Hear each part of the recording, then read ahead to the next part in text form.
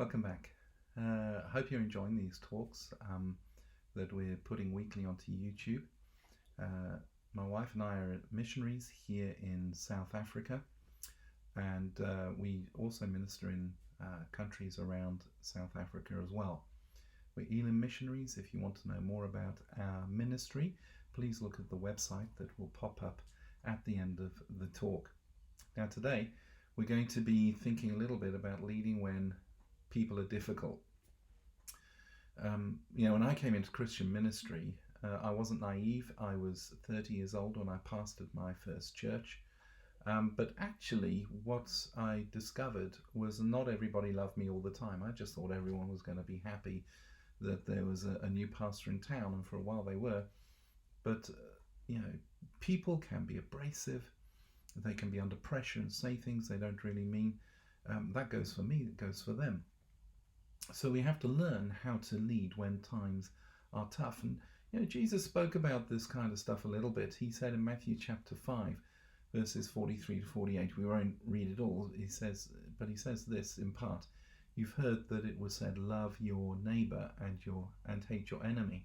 But I tell you to love your enemies and pray for those who persecute you, that you may be children of your Father in heaven. Wow, praying for people that, say harsh things to you or don't like you. That can be tough, can't it? But that's what we're called to do as leaders. We're called to love against all odds.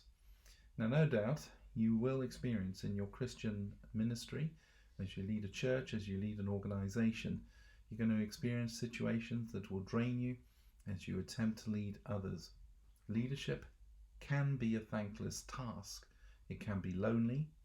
It can even be discouraging, simply because criticism will come your way, even when you're doing your best.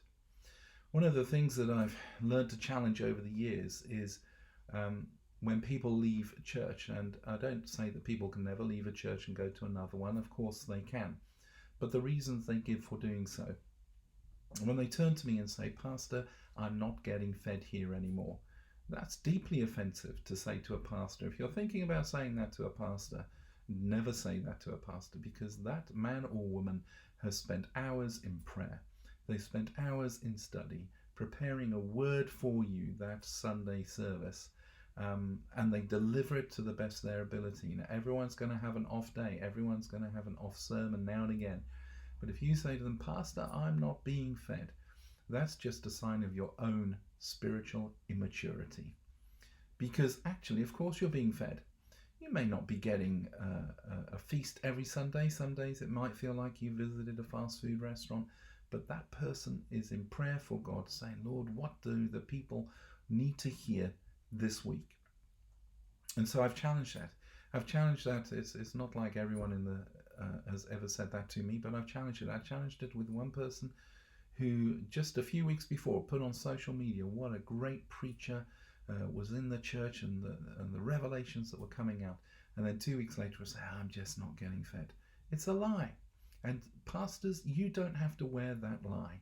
If you're being faithful before God, if you are studying the Word of God, if you're in prayer before God for your preaching ministry, let me tell you something, don't accept that.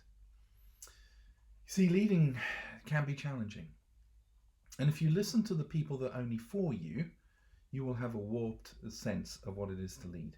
If you only listen to the people who criticize you, you will equally have a warped sense of what it is to lead. Someone once said to me that I was the worst pastor they'd ever had. Someone else said to me in the same church I was the best pastor they'd ever had. Now, who was right? Well, actually, neither of them were right. I was not the worst they'd ever had, and I certainly wasn't the best they'd ever had, but I was doing my best. See, here's a golden rule that I learned after a few years in ministry, and I apply it even today. Do not take criticism to heart from someone that you would not approach for advice. Do not take criticism to heart from someone you would not approach for advice. If you value someone's experience and you value their integrity enough to seek their advice, you will know that when they criticize you, it's from the standpoint of being loving and constructive.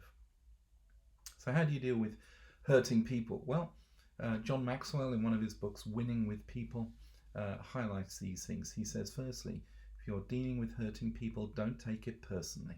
Hurting people will find offense when there is no offense given. So don't take it personally. It's not about you, it's about their hurt. Secondly, look beyond the problem. Look beyond it. Thirdly, look beyond the situation. Remember, it's not what's going to happen to you, but what happens in you that is going to matter as a leader. Do not add to their hurt. Forgive them. Forgive them. Somebody lashes out at you because they're hurt, they're wounded. Forgive them quickly. Keep a short account with them. And help them find help. At least extend your hand towards them to encourage them and help them. I take my hat off to you, and if you're a Christian leader leading a church, leading an organization, I'm proud of you. Keep going. You're doing a great job, even sometimes when you're not appreciated by those who you're leading. God bless you.